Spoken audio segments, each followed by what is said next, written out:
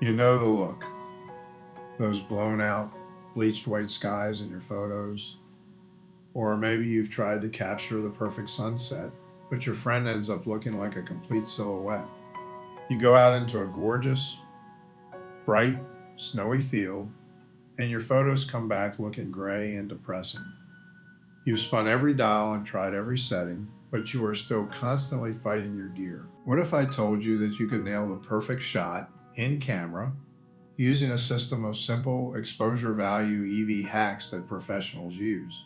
Today, we're going to unlock your camera's true potential and take back control of the light. Here's one of the biggest lies in photography: that your camera knows what a good exposure is. It doesn't. Your camera's light meter has one simple goal in life: to make everything average. Its programming DNA wants to turn the whole world into a flat, lifeless 18% gray. When your camera sees a bright white snowscape, it panics and dumps black paint in to bring it down to its comfortable middle gray. When it sees a dramatic, dark scene, it panics and tries to brighten it, turning it into a noisy, gray mess. The camera is just following a rule that completely falls apart in any scene with high contrast. But you are smarter than your camera's meter, and it is time to prove it. Your camera's most powerful button isn't the shutter, it's the exposure compensation dial. This is a button or dial typically marked with a plus and minus symbol. Think of this as your direct hotline to tell the camera, I know you think this scene should be middle gray, but you're wrong. This tool works beautifully in semi-automatic modes like aperture priority, shutter priority, and program mode. The adjustments on this dial are measured in stops of light, or EV, exposure value. With a turn of this dial, you can vary exposure in increments of 1/3 stop. Here is how you use it to instantly fix the 3 most common lighting traps. First, backlit portraits. The camera exposes for the bright background, turning the subject into a dark silhouette. Dial to +1 or higher to brighten the subject's face. Second, snow scenes and beaches. The camera sees a bright scene and darkens it to a dull, muddy gray. Dial between +1 and +2 to restore the bright white appearance. 3, dark and moody.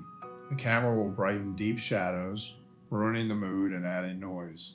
Dial to -1 or -2 to protect dark tones and enrich colors.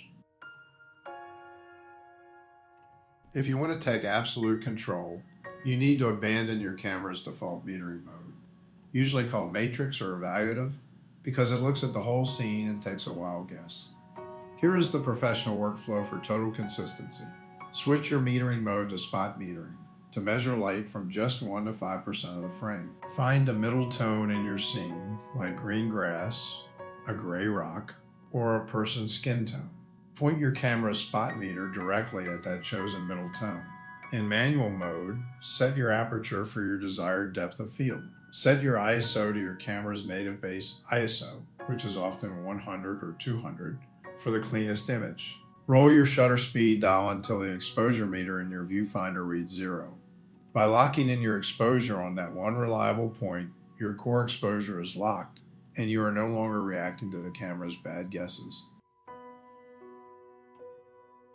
The biggest mistake you can make in the field is trusting the back of your camera screen because your LCD is a liar.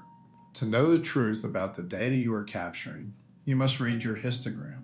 The histogram is a graph showing the distribution of tones from pure black on the left to pure white on the right. A spike slammed against the left wall means you have crushed your shadows and lost detail. A spike hitting the right wall means you have clipped or blown out your highlights, and that information cannot be recovered. Once you understand the histogram, you can use a powerful yet rarely used hack called exposing to the right. Digital sensors capture more information and less noise in the brighter parts of an image compared to deep shadows. Using your exposure compensation or manual settings, intentionally increase your exposure to push the histogram graph as far to the right as you can without clipping any important highlights. The image will look too bright on your screen, but later in editing, you simply pull the exposure back down. The result is an incredibly clean image with detailed, smooth shadows. When the light is changing fast, professionals rely on a few specialized habits and rules to keep their shots perfect. Manual mode with auto ISO. Set your aperture and shutter speed manually, turn on auto ISO with a maximum limit, and use the exposure compensation dial to dictate the overall brightness. The sunny 16 rule. Build intuition by remembering that on a clear, sunny day, at f16, your shutter speed should be the inverse of your ISO. For example, ISO 100 would require a shutter speed of 1/100th of a second. Auto exposure bracketing. Tell your camera to take a burst of 3 pictures, one at your setting, one darker, and one brighter, to ensure you capture a usable shot in rapidly changing light. Reset the dial. Always make it a ritual to reset your exposure compensation dial back to 0 after a tricky lighting situation is done so you don't accidentally ruin your next batch of photos. Exposure isn't just technical. It's your single most powerful tool for controlling mood.